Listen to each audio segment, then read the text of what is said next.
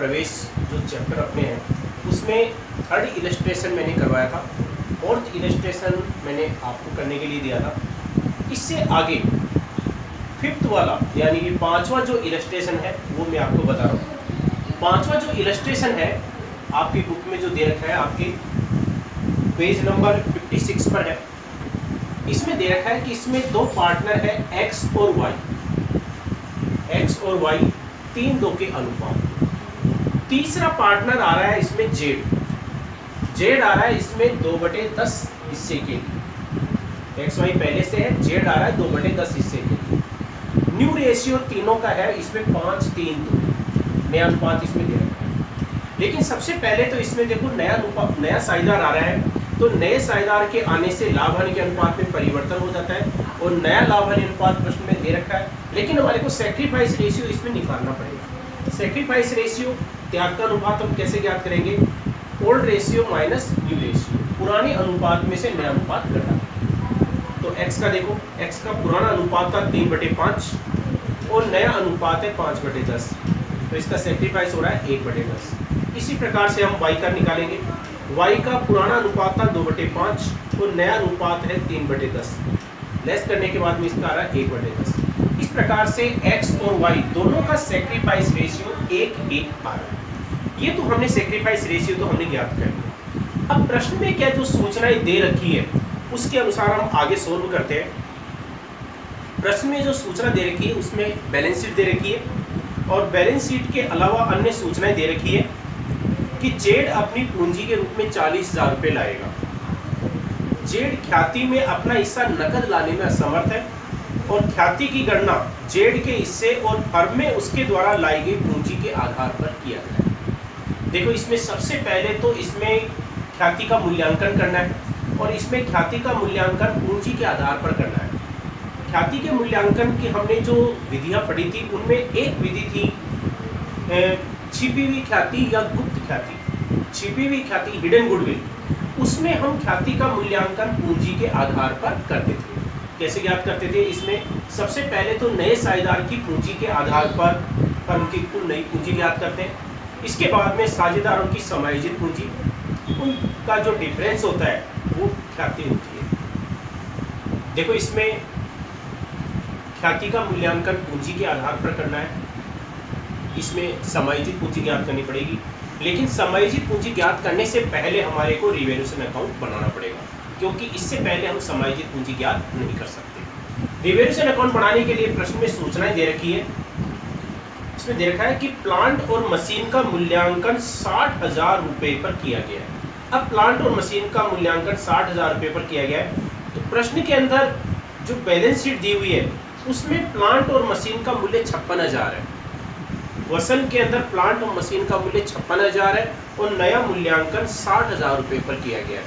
यानी कि इसमें एसेट्स इंक्रीज हो रही है, संपत्तियों में वृद्धि हो रही है, और संपत्तियों में वृद्धि होती है तो उसको हम दिखाएंगे CR side by plant and machinery.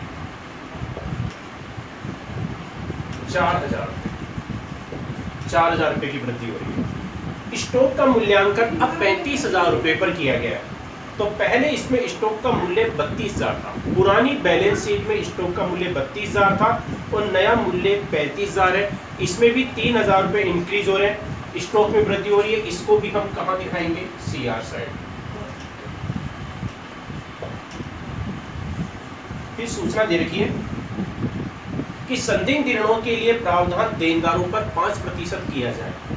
Debtors पर प्रोविजन 5% बनाना है और पुरानी जो बैलेंस शीट दे रखी है उसमें डेटर्स जो दे रखे हैं, पुराना प्रोविजन घटाने से पहले 32,000 है। पुराना प्रोविजन घटाने से पहले जो डेटर्स होते हैं उसी पर प्रोविजन निकाला जाता है, प्रोविजन कैलकुलेट किया जाता है। तो 32,000 का 5% प्रोविजन अगर निकाला जाता है तो 1,600 रुपये होता है। तो 1,600 रुपये होता है और इसमें पहले का बैड डेब्ट्स का जो प्रोविजन है 1,000 रुपये दिया हुआ है पहले। और मैंने पहले बताया था कि बैड डेब्ट्स प्रोविजन है, इसको हमेशा लायबिलिटीज माना जाता है। तो पहले बैड डेब्ट्स का प्रोविजन 1,000 था और नया बैड डेब्ट्स का जो प्रोविजन है 1,600 रुपये हो रहा है, यानी कि लायबिलिटीज इंक्रीज हो रही है। और दायित्वों में यदि वृद्धि होती है तो उसको हम दिखाएंगे DR साइड।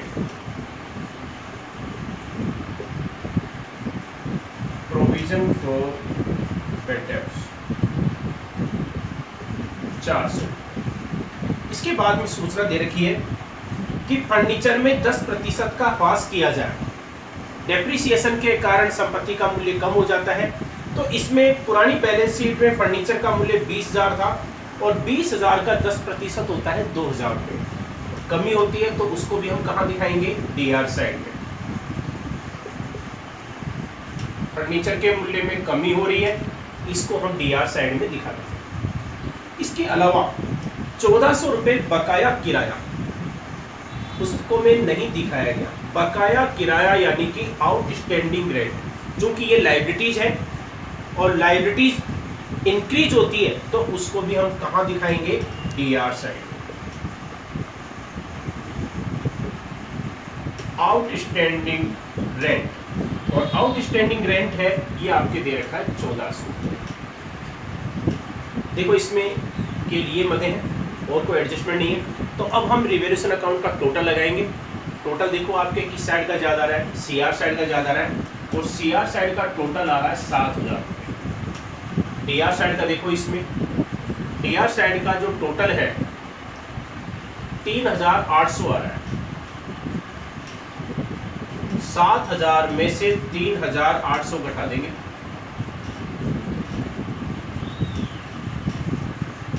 ये आ रहा है आपके 3200।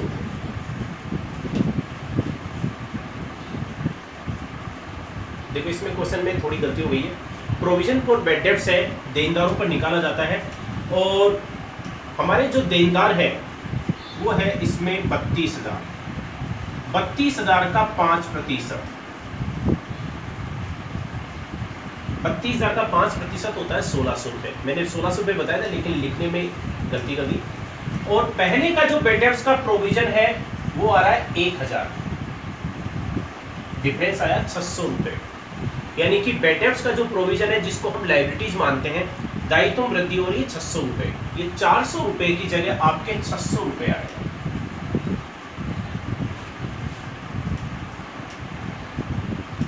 तो बैड डेब्ट्स का प्रोविजन है 600 रुपये। कैसे आया? कि पहले का पुराना प्रोविजन घटाने से पहले हमारे देनदार 32,000 थे। 32,000 का 5%, क्योंकि क्वेश्चन में दे रखा है कि देनदारों पर डूबत ऋण आयोजन 5% बनाना है, तो 32,000 का 5% 1,600 रुपये होता है। और पुराना जो आयोजन है, ओल्ड प्रोविजन है 1,000 रुपये, इसको लेस करने के बाद में डिफरेंस आ रहा है 600 रुपये, तो इसलिए प्रोविजन फॉर बैड डेब्ट 600 रुपये आएगा। अब हम इसका टोटल लगा रहे हैं, तो सीआर साइड का टोटल 7,000 आ रहा है, और डीआर साइड का जो टोटल है वो आपके आ रहा है 4,000। ये 4,000 रुपये 7,000 रुपये में से घटाने के बाद में जो डिफरेंस आ रहा है वो आ रहा है 3,000 रुपये का। तो 3,000 रुपये का हमारे प्रॉफिट हो गया। ये 3,000 रुपये का जो प्रॉफिट है, इसको पुराने साझेदारों के द्वारा बांटा जाएगा पुराने अनुपात। इसमें पुराने साझेदार है x और y, तो x और y दोनों इसको बांट लेंगे, और पुराना अनुपात है इनका 3 और 2, तो 3,000 रुपये को 3 और 2 के अनुपात में बांटेंगे। 1,800 रुपये और दूसरे का 1,200 रुपये, ये आपके टोटल हो गया 7। ये हमने रिवैल्यूएशन अकाउंट बनाया। तो इस प्रकार से रिवैल्यूएशन का जो प्रॉफिट है, इसमें 1,800-1,200 रुपये दोनों में बांटा गया। अब हम इनकी समायोजित पूंजी ज्ञात कर सकते हैं। अब समायोजित पूंजी हम कैसे ज्ञात करेंगे वो मैं आपको बताऊंगा। देखो इसमें हमारे को ख्याति का मूल्यांकन करना है, और ख्याति का मूल्यांकन करना था पूंजी के आधार पर। पूंजी के आधार पर ज्ञात करने के लिए सबसे पहले हमारे को पुराने साझेदारों की समायोजित पूंजी एडजस्टेड कैपिटल ज्ञात करनी होगी। एडजस्टेड कैपिटल हम कैसे ज्ञात करते हैं? पुरानी जो पूंजी होती है उसमें पहले के अवितरित लाभ या हानियों को हम जोड़ने घटाने के बाद में जो टोटल करेंगे वो इनकी समायोजित पूंजी आएगी। तो इनकी x और y पुराने साझेदार है, x की पुरानी पूंजी 60,000 और y की 40,000 है। पहले रिवैल्यूएशन जो प्रॉफिट हुआ है वो इसमें हम ऐड कर देंगे दोनों में, और पहले का इसमें जनरल रिजर्व दे रखा है 10,000, इसके अलावा और कोई मद नहीं है। तो पहले का अवितरित लाभ और हानि का समायोजन करते हैं। तो जनरल रिजर्व है, ये इनको पुराने साझेदारों में 3 और 2 के अनुपात में डिवाइड करेंगे। तो x का जो शेयर है वो 6000 आ रहा है और y का शेयर 4000 रुपया आ रहा है। इनको जोड़ने के बाद में x की समायोजित पूंजी आ रही है 67800 और y की आ रही है 45200। ये तो हमने समायोजित पूंजी ज्ञात कर ली दोनों की। अब इसमें जेड जो आ रहा है वो आ रहा है इसमें 2/10 हिस्से के लिए, और ये कैपिटल लेकर आ रहा है 40000 रुपए। अब टोटल समायोजित पूंजी ज्ञात कर लेंगे। 67800 x की है, 45200 y की है और z की कैपिटल 40000। पहले इन तीनों का टोटल कर लेंगे।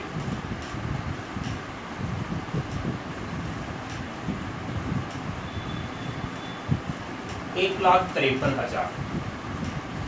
तीनों की पूंजी का टोटल आ रहा है 1,53,000। अब हम इन नए साझेदार की पूंजी के आधार पर फर्म की कुल नई पूंजी ज्ञात करेंगे। ये 2/10 हिस्से के लिए पूंजी लेकर आ रहा है 40000। 2/10 हिस्से के लिए पूंजी है 40000।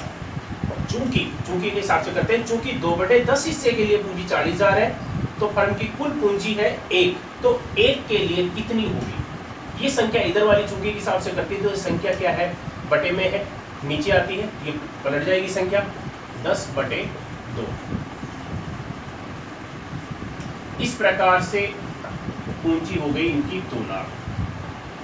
नए साझेदार की पूंजी के आधार पर फर्म की नई पूंजी ज्ञात करेंगे तो फर्म की कुल नई पूंजी होती है 2 लाख और वर्तमान समायोजित पूंजी आ रही है 1,53,000। नई पूंजी में से समायोजित पूंजी घटा देंगे। नई पूंजी में से समायोजित पूंजी घटाने के बाद में जो अंतर आता है वही गुडविल होती है। तो देखो इसमें नई पूंजी है 2 लाख और समायोजित पूंजी है 1,53,000। ये हम इसमें से घटा देंगे।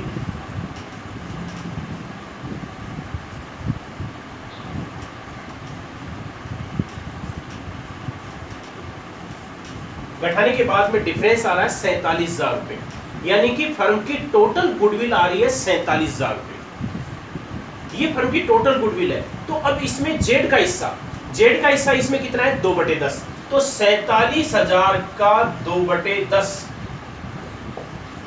47,000 का 2/10 शेयर है वो कितना होता है?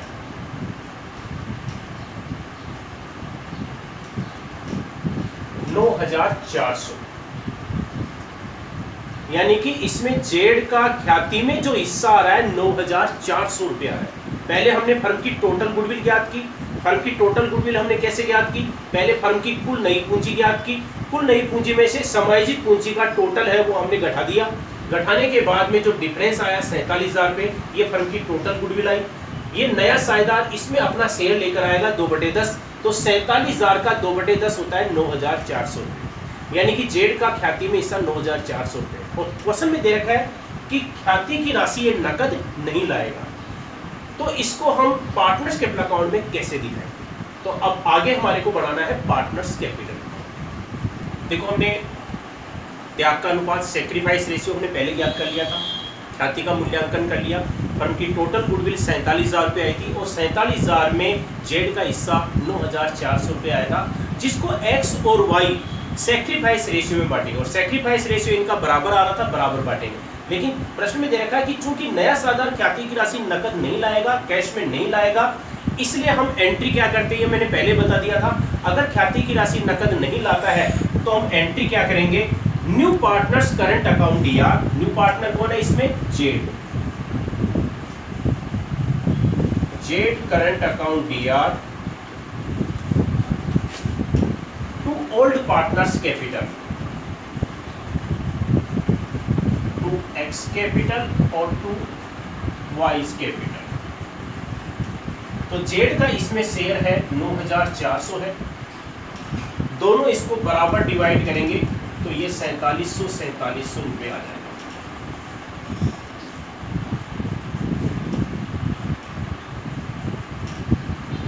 इस प्रकार से गुडविल की हम एंट्री करेंगे और इसको हम दिखाएंगे पार्टनर्स कैपिटल अकाउंट में। पार्टनर्स कैपिटल अकाउंट में हम कैसे दिखाएंगे?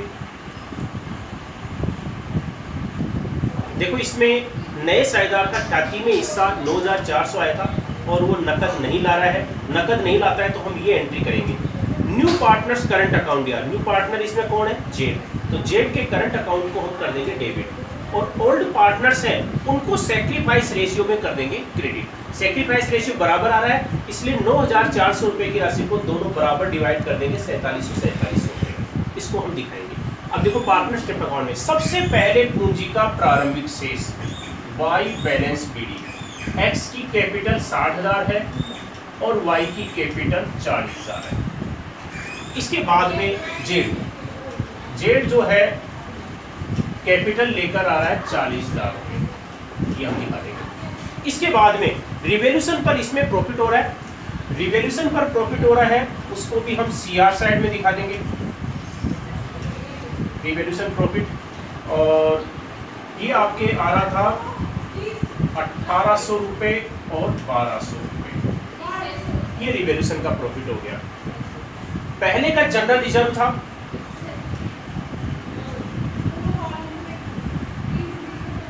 जनरल रिजर्व जो 10,000 रुपये था, इसको दोनों ने बराबर पुराने अनुपात में बांटा था, 6,000 और 4,000, ये आपके जनरल रिजर्व हो गया।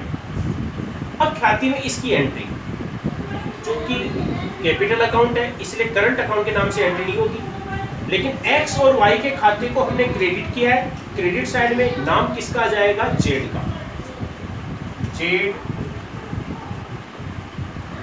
करंट अकाउंट 4700 रुपये और 4700 पार्टनरशिप अकाउंट में बस यही मदें दिखाई जाएगी।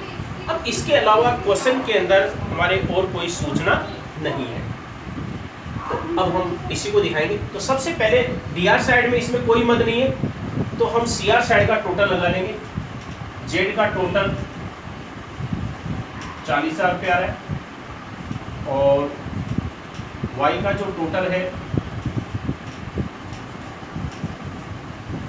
एक्स का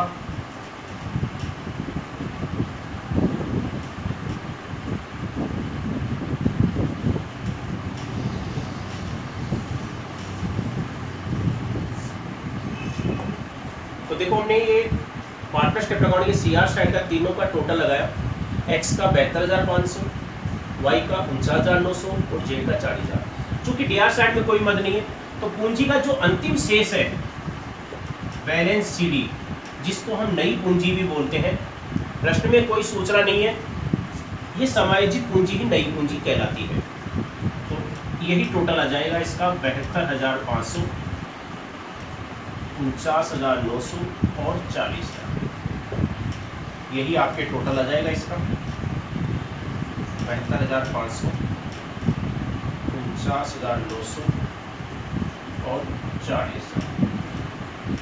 ये हमारा पार्टनरशिप अकाउंट बन गया। अब जब नई बैलेंस शीट बनाई जाएगी तो उसमें हमेशा कैपिटल यही दिखाई जाती है जो पार्टनरशिप अकाउंट में होती है, क्योंकि ये नई पूंजी होती है जिसको हम समायोजित पूंजी भी बोलते हैं। ये पूंजी नई बैलेंस शीट में दिखाई जाएगी। अब हम बैलेंस शीट बनाएंगे, वो कैसे बनाएंगे, हम बैलेंस शीट बना रहे हैं। पुरानी जो बैलेंस शीट बनी हुई है उसके बेस पर सबसे पहले एसेट्स पक्ष में पुरानी बैलेंस शीट में बैंक बैलेंस था 4,000, उसमें कोई परिवर्तन नहीं हुआ है, तो हम 4,000 ही दिखा देंगे।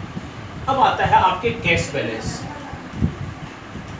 देखो इसमें कैश में क्या आया, पहले का इसमें कोई कैश बैलेंस नहीं था, नया साझेदार जो है कैपिटल लेकर आ रहा है 40,000 रुपये, इसके अलावा न तो कोई कैश आया है न कोई कैश निकाला गया है, इसका मतलब कैश केवल 40,000 है, तो कैश हम 40,000 दिखा देंगे। इसके बाद में पुरानी बैलेंस शीट में जो डेटर्स है हमारे, डेटर्स 32,000 थे और नया जो बैड डेब्ट्स का जो प्रोविजन है वो 1,600 रुपये था, वो 1,600 रुपये लेस कर देंगे। ये इस प्रकार से डेटर्स का आ जाएगा। डेटर्स के बाद में फिर आ रहा है आपके स्टॉक। स्टॉक का जो नया मूल्य है, क्योंकि इसमें स्टॉक में परिवर्तन किया गया था और स्टॉक का नया मूल्य है वो 35,000 रुपये था, तो स्टॉक को हम 35,000 रुपये पर दिखा देंगे। स्टॉक के बाद में आता है फर्नीचर। संपत्तियों दायित्वों को हमेशा नए मूल्य पर दिखाया जाता है, इसलिए स्टॉक का नया मूल्य 35,000 है। फर्नीचर जो था पहले 20,000 था और उसमें 2,000 रुपये का 10% डेप्रिसिएशन हो गया था, तो 20,000 में से 2,000 रुपये लेस कर देंगे तो फर्नीचर का नया मूल्य है वो आपके हो जाएगा 18,000 रुपये, क्योंकि डेप्रिसिएशन घटाने के बाद में अब 18,000 रहता है, 18,000 दिखा देंगे। फर्नीचर के बाद में आता है आपके प्लांट एंड मशीनरी।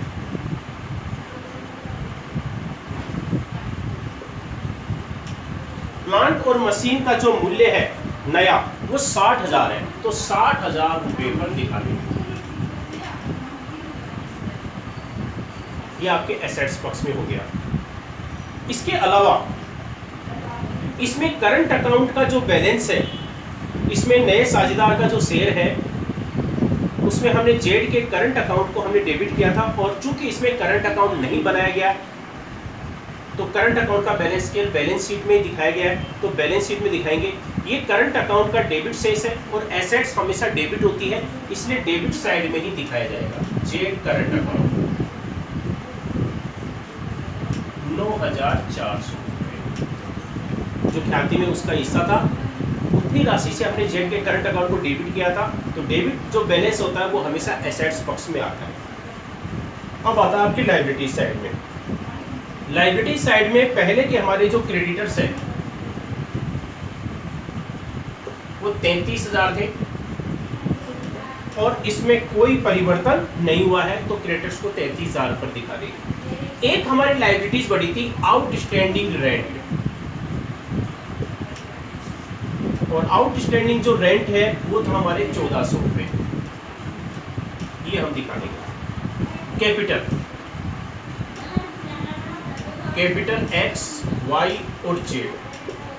एक्स की जो कैपिटल हमारे आई थी वो थी 72,500, वाई की आई थी 49,900 और जेड की आई थी 40,000। ठीक है, इस प्रकार से हम तीनों का टोटल करेंगे 1,62,400। ये हमने इसमें सारी मदें दिखा दी है। अब इसके अलावा इसमें अपना कोई एडजस्टमेंट ऐसा नहीं बचा है। अब बैलेंस शीट का जो टोटल है हमारे बराबर आना चाहिए, तो इसका हम टोटल लगा लें। अब इसका टोटल लगा लो।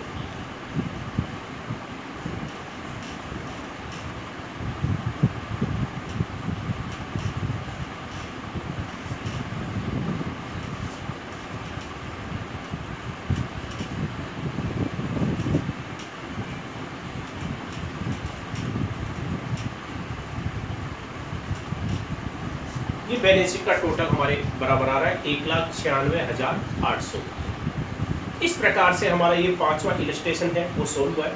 इस इलस्ट्रेशन को आपको फिर से सोल्व करना है कि ये एडजस्टमेंट हमने कैसे निकाला, हमने गुडविल जो है कैसे ज्ञात की, सेक्रीफाइस रेशियो हमने कैसे ज्ञात किया और उसको किस प्रकार से दिखाया गया। इसके अलावा आपके बुक में जो इलस्ट्रेशन है आपके 6 इलस्ट्रेशन, ये जो 6 इलस्ट्रेशन है आपके पेज नंबर 58 पर, पेज नंबर 58 पर आपके इलस्ट्रेशन जो है 6 नंबर, ये आपको सोल्व करना है।